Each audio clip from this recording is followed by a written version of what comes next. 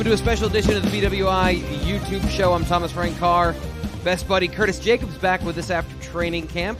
Curtis, last time we talked, you're saying felt like the best shape of your, of the year heading into training camp. How are you feeling on the other side? How's everything go? I'm feeling great. Obviously, this is my favorite part, being able to get back out there, compete good on good, getting a whole lot of work. But now it's even better. We get to actually hit quarterbacks, get on the field, and really be violent. And I'm excited to show off what this defense can do. I'm excited, have some X's and O's talk with you. West Virginia's just on the other side of the week, so I'm going to ask you a little bit about that. But how did camp go? Do you feel like you're in a good place heading into the first game of the season?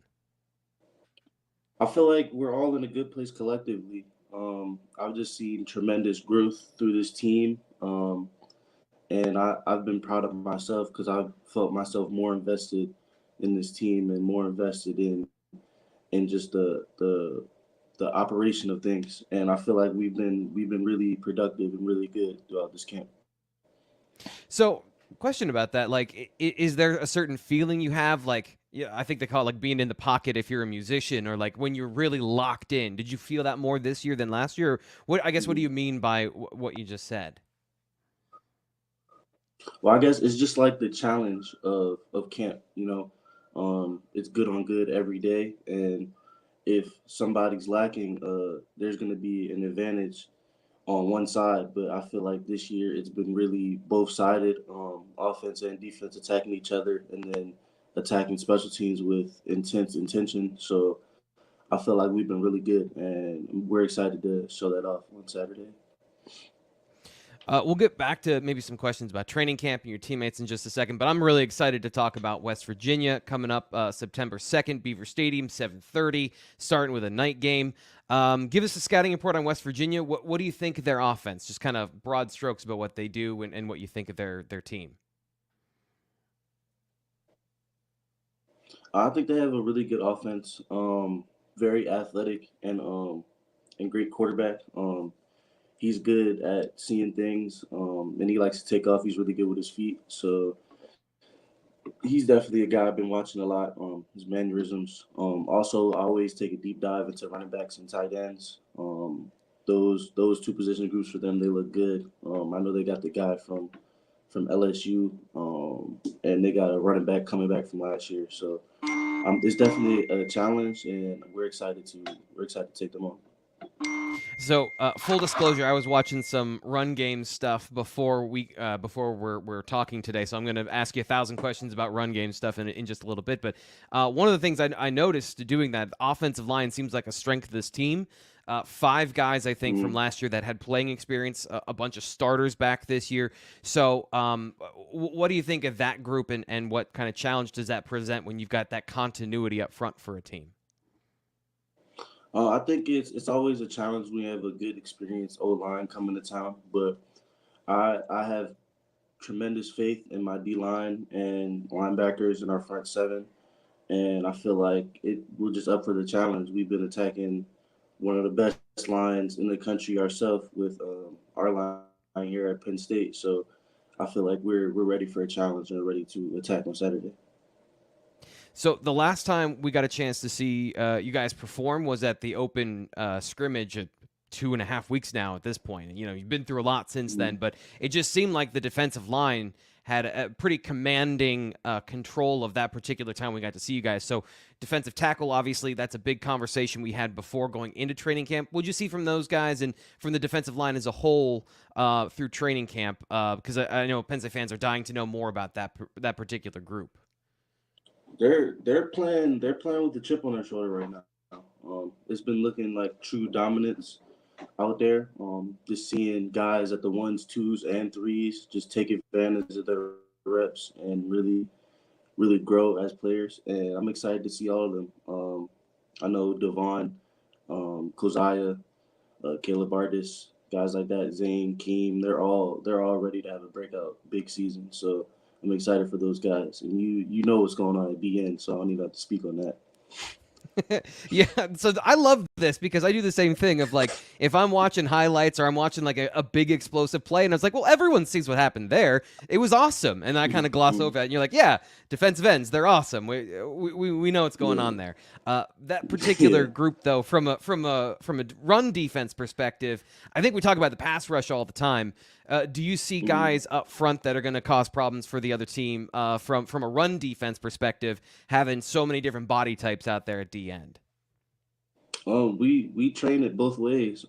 I feel like every guy in that lineup is prepared to play both, and they excel playing both. So I'm fully confident with those guys in front of me. What does speed do for a front seven? I know that we talk a lot about the guys that you're playing around you, defensive tackles, explosive guys. So when you have speed at all of those positions, what can you do, or what does that provide you as a kind of as a trump card in certain situations?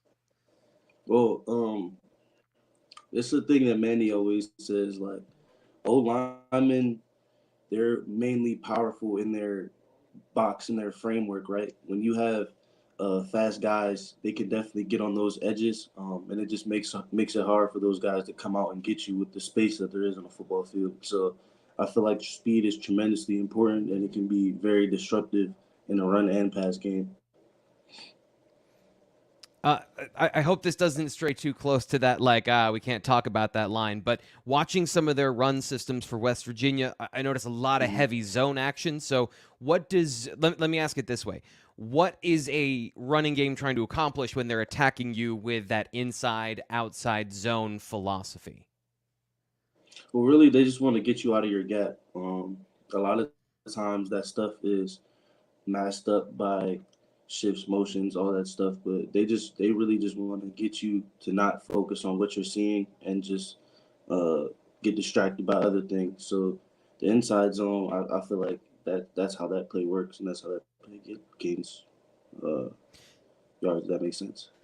Yeah, it makes total sense. And watching some of the, and I don't know if I've publicly done this, and I'm not trying to throw shade at the Big 12 and have you agree with me here, but watching a lot of this stuff from last year and watching some of the run schemes or the run defenses they went up against, a lot of first-year defensive staffs. So run fits. You just mentioned being in your gap. Like, so many guys out of gap when watching this team last year. Like, when you're watching film, does that get you frustrated when you're like, man, I'm trying to take something from this, and like just the mental errors and some of the things you see? How do you watch film and assess that part, trying to get a gauge of a team you're unfamiliar with coming from a totally different conference? Yeah, I don't ever blame a guy for a mental error, because a game is a grueling, like, it's a football game. It's 3 hours of competition. It's a grueling thing. You're not going to get it right every time. The only thing that gets my bones, like my blood boiling, watching film is just like we talked about, the tackling and effort on film. Whenever I see something like that, I'm not saying I have seen it, but whenever I see something like that, that's the only thing that really gets my blood boiling, because you just Coach Manny always says you can fix that stuff with effort and tackling and running to the ball. So I feel like that's the only thing that really gets me. Yeah, and that's something that I think fans notice as well, and it becomes kind of a talking point early in the season. Mhm. But it got me thinking, and this is kind of watching those defenses in first-year installs from a couple of different teams last year, watching that film. You guys were in a similar situation. If that was your first year in Manny Diaz's defense, so where are you guys in terms of understanding and kind of defensive synergy of being able to play off one another in the second year of the defense compared to where you were last year? I feel like that's just a ghost of our defense. We've only gotten better just because we play for one another, and we all make sure we have each other's back, and we know what we're doing. Like Coach Manny always says, you can't take money out of your teammates' pocket. You gotta know your assignment, and execute your assignment. Sometimes so you can make a play, sometimes so your teammate can make a play. So that's just how we operate as a defense, and we take that very seriously around here. It's a certain selflessness there of like you're not going to make the play, but you're going to hold up and do your part so somebody else can make the plays. Is that kind of the idea there? Yes, sir. That's how we've been ingrained, and that's how we've trained this past spring and this past training camp to just really enforce that. Penn State linebacker Curtis Jacobs with us here on the BWI YouTube show. I'm Thomas Frank Carr. If you're enjoying the conversation, we're talking X's and O's. Curtis and I love talking about this stuff. Please like the video, subscribe to Blue White Illustrated here on YouTube. We got a ton of content coming up this week, including we have our first ever tailgate show 3 hours before kickoff. Myself and former Penn State defensive tackle Aeneas Hawkins are going to be giving you the lowdown on what we've learned of West Virginia coming up for 90 minutes before the game, 3 hours before kick. So if you could follow those mental gymnastics, it's a 90-minute show, 3 hours before kickoff, right here on the YouTube channel. Curtis, you mentioned new quarterback for West Virginia, great with his legs. What does that present you as a linebacker in terms of an added threat or an added challenge as a defense? Well, it's a lot of fun. Honestly, I like the running quarterbacks. They always bring a new flair to the game. I feel like they're pushing the game further. But it's just an added challenge. You gotta be really disciplined with your eyes, because if you're not, that can create an extra blocker for them, and they can get a hat on the hat. So it's definitely a challenge. He's a great player, but I'm sure we'll be able to get a rein on that. When it comes to the first game of the season, I talked to Abdul Carter after practice last week, and he kind of corrected himself in the middle of the sentence, saying like what they got coming. And they said, well, you don't really know what they got coming because it's the first game of the season. They can change all kinds of different stuff if they want to in the offseason. Yeah. How do you prepare without preparing for too much? Because football, I feel like at times can be kind of chasing your own tail of well, maybe this could happen, maybe that could happen. And how do you not over prepare but make sure that you are as prepared as possible? It's just about having a set of rules to your defenses that they apply to everything, and you just go through that checklist in your mind before the play, and that really gets you to react to what you're seeing, because this you can't memorize everything in this game. This is a reactive game, so you have to be able to react based upon what you're seeing, and apply those to the rules you've been given in day one install. So it's always a fun thing to try and figure out on the front end, like matchups and individual players and all of those things. But when it comes to your team, just going back to Abdul Carter, he mentioned something. We were talking about coverage, and he said he was working with some corners and some safeties on the team. I hope I'm quoting him right here, to match his eyes with his feet. Can you explain what he means by that in terms of coverage and making sure, kind of what that quote means? Yeah, it's just knowing what's around you, knowing what zones and what matchups other guys have, and being able to see through your zone. Honestly, you don't want to have your feet like float you into someone else's area of um, area of work. So you gotta really be disciplined with your eyes and know what you're seeing, and that'll take you where you need to go to do your job. How hard is that? And how much is there that's trying to distract you from your job in a given play or in a given game? Well, in any given play, there can be something that could take your eyes off of. It could be something simple as them motioning from 3-by-1 to 2-by-2. That just it'll change stuff for us. But just being able to be disciplined and apply our rules to that helps tremendously. Where has, speaking of Abdul, have you seen him progress in that particular area as a guy who is going into his second year and, coming originally in high school from the defensive line, playing linebacker the last couple of years, having, a big year last year, but being young and having to kind of grow maybe front to back in terms of being a great run defender, having all those tools, but then having to learn that part of the game. How have you seen him Yeah, evolve and it's adapt it's since just then? been that mental aspect really. Obviously, since he's been here, he's showed that he's a freakish athlete. He can do it all in that aspect. But it's just the way I'm most proud of in the development is the being able to see things and anticipate things and attack even better based upon that. And that makes you a scary football player in my eyes. One thing Manny Diaz said this offseason, talking to Adam Brenneman on the Next Up podcast, was talking about how the RPO has changed football, and you don't just have to deal with your gaps on the offensive line, but your gaps front to back as well, kind of in spacing. And I know I think the first time we talked about RPOs and reading your keys, and how much do you in getting prepared for a game with a running quarterback and having so much of the action you just talked about, is there kind of like a final thing you got to go through before a play where you're like, okay, don't react to X, or make sure that you're kind of on point with what you're trying to do, given the different ways they can attack you and pull you out of where you're supposed to be? Yeah, you just have to really just apply your rules based off what you're seeing. Like I'm saying, like that obviously makes it tricky. And I know in the NFL they just took that out, right? They're making teams change it out. But in the NCAA, it's all in. So you really gotta just play your rules based on that, and then if it doesn't work out, you gotta play the next play. And I feel like that's one of the most important parts. Just being able to never get out of it, just play the next play every time. Yeah, that's kind of bleeding into one of the conversations that we've had kind of overall this offseason about leadership and being able to overcome those things. How have you seen the defense react to the lack of a PJ Mustipher or a Tig Brown? How have you guys kind of worked that out with holding players accountable, being leaders, and having veterans on the team, but maybe not having those super vocal guys that we've talked about? How do you feel like you guys have done this offseason of advancing that part of your game? Well, it's just about that philosophy passing on to the next generation. Obviously, as you can see, we're a pretty mature team.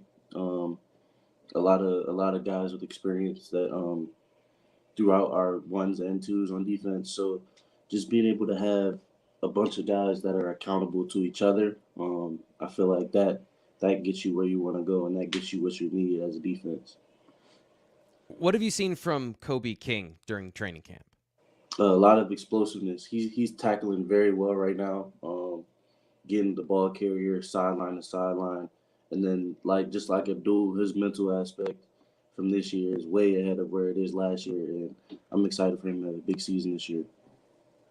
We talked during the beginning of the month before training camp started. He talked about learning this offseason, kind of what you just said there of the mental aspect of the game. And he said learning from all you guys, Tyler Elsdon, from even you mentioned Abdul, Dom DeLuca, Mm-hmm. and you, in terms of maybe you guys don't play the same position in terms of Mike versus outside linebackers, but learning a lot from you guys. What is the translatable things that you were able to give to him? And I know you've mentioned you're a guy that learns all the positions. So how much do you feel Yeah. like you had a hand in that of being able to help him develop and learn all of those things? Well, us as a linebacker room, we help each other. Every time we come off the field, we have conversations about what we're seeing. Sometimes before Coach Manny even gets to us with the drawing board, we're already talking it out and trying to see what the adjustments are and what we did. So I feel like just that constant communication, it always is for the better. Maybe you did something wrong on a play, and another guy can bring you to the side, like, hey, I would have did this, or if I saw that, I would have did this, and that's just a sign of a great fellowship and a great teammate. Yeah, and you're willing to learn from one another, because I can imagine, like, in a high pressure situation, if you're defensive and not open to those tips and Nah, tricks, like that can be a we problem. don't do that defensive stuff. It's just what we've seen and how we're gonna respond to it. That I feel like that's a great sign of a mature football player, and that's just a great sign of a mature LB room, in my opinion. And a mature adult, I need to learn that in my marriage as well. Of like, hey, Yeah, don't get defensive. yeah. So let's talk about Mr. Turnover King Tony Rojas. Hmm. What have you seen from a young guy, and are you surprised that he's kind of bent the learning curve and the curve of being able to participate as much as he has in his first season at Penn State? I love it. I feel like he's been dominant in his role, and he's just going to continue to grow. The thing I love about him is he's attacking it. He's pretty much getting on every special teams unit, and you could tell it's important to him. He just works every day, and I feel like that's going to pay huge benefits this season and throughout his career. I think he's going to be a really great player for us. Any other guys that have surprised you in camp? I've asked you a lot about the linebackers and the guys in your room, but obviously you mentioned going good on good. Is there anybody on offense that this is always a reporter question, like who's stepped up? Who's the guy that has caught your attention, or maybe a position group that's caught your attention during camp that they showed you something that you didn't see before, maybe during spring or Yeah. summer? Well, I'm gonna go for my matchups. I think Tyler Warren and Theo Johnson are going to be probably one of the best duos in the country this year. Just the way they attacked this offseason and just came back better, stronger, bigger, faster. And just seeing how Theo is leading his room, I really respect it. And I really think they're in for a big season this year.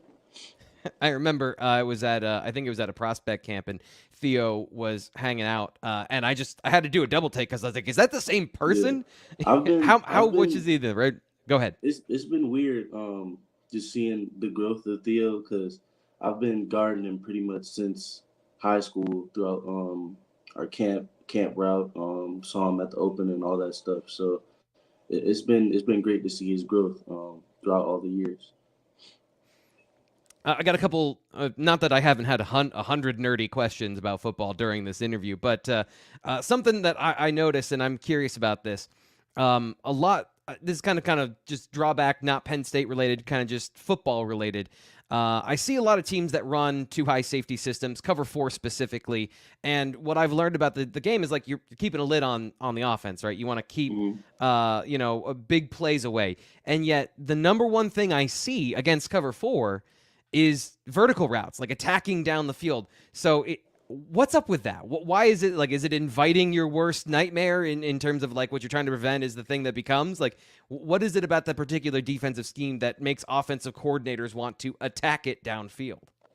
I mean, it's just attacking guys' leverage. You can have the perfect play drawn up, and if you see a guy that isn't really playing it right or his leverage isn't right, you can attack him on that. So I feel like that's how that works out. Uh, what is your favorite defensive coverage to play in? Is there something that you feel like is really good for you and you like to run and you feel like you make plays out of it? I like man to man. Mm. I feel like man to man. That's just winning your one on one at that point. Whether it's um, adding on or having your man in coverage. I like competition like that. Just everyone has to win their one on one, and we attack them that way. That's kind of a Penn State thing as well. Of I know you guys are competing all the time, and not that other football Yeah, teams aren't creating environments of score competition, value but you 3. guys you guys get after it. Like from what I've seen, Yeah, like the one on ones can get pretty intense. yeah. That's the measure of a man. How far are you willing to compete? So I feel like that's definitely one of my favorite core values. It's something that I've had before Coach Franklin even brought it up to me in my first team meeting at Penn State. I knew if I wanted to make it in football, you have to compete. So I always love a one-on-one matchup. We talked about defense, we talked about the tight ends, but one of the biggest things this coming weekend is that you'll have a new quarterback. You know, Mhm. whether it's Drew Aller, whether it's Bo Perbula, and by the time this airs, that information might be out there. Um, what are you looking for from that player at that position for you guys to have a successful game on Saturday night? Just the poise and the competition aspect that I've seen on camp. I've seen all those guys battle. I've seen all those guys make plays. It's been great to see, and I'm just excited for them to come out and show what they can do. Curtis Jacobs, Penn State linebacker, with us. One last question for you. Appreciate the time you made today. Penn State beats West Virginia If we come out with the toughness and the the grit that we've had all camp, we've battled for this, and I feel like if we just come out and we play our game, we can make it happen. I lied. I have one more question. I meant to ask this earlier. I love the painting behind you. What is that? And can you tell us a little bit about that? I'm honestly not sure. I really liked it. Honestly, I took it from Devon when we moved out of our last apartment. He said he didn't want it no more. I said I'll definitely take it. But I really like it. I feel like it's a nice conversational piece. Well, it got me. Yeah. Absolutely. So from the man who was excited for violence this coming weekend, Penn State, if they play tough and nasty, it feels like they have a great chance to win against West Virginia. Curtis, thank you so much for your time. Appreciate that. If we don't get a chance to talk again this season, hopefully we can have you on at some point. I know it's going to get very busy for you, but thank you for all your time and Yeah. appreciate you having you on the show. You know, I always got you, B-Dog. That'll do it today for the BWI Daily Edition. I'm Thomas Frank Carr. Curtis Jacobs with us once again. Make sure you come back because tomorrow we're going to have more from the BWI live show, 10 a.m. We'll have the Keystone Kickoff show on Wednesdays and then our live show recapping practice coming up on Thursday. A full week of Penn State coverage. I'm Thomas Frank Carr. We'll talk to you later. Tune in.